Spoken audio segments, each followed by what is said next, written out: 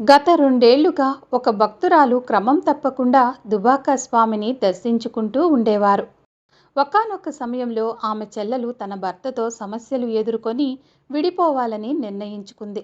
ఆమె విడాకుల పత్రాలపై సంతకం చేయడమే కాకుండా ఆస్తిపాస్తులు కూడా పంచుకొని ఇద్దరూ విడివిడిగా ఉండటం ప్రారంభించారు.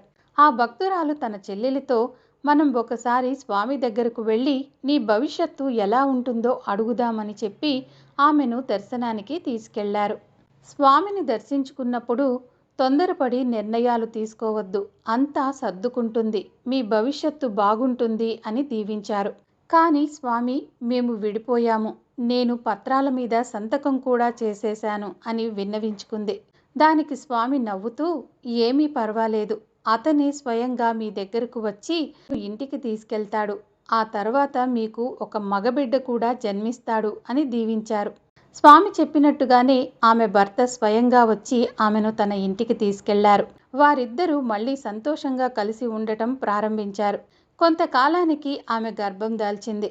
మళ్ళీ స్వామి దర్శనానికి వచ్చినప్పుడు, స్వామి, ప్రస్తుతం మా ఆర్థిక పరిస్థితి అంత బాగోలేదు, పిల్లలు పుడితే మేము వారిని సరిగ్గా చూసుకోగలమా అని అడిగారు.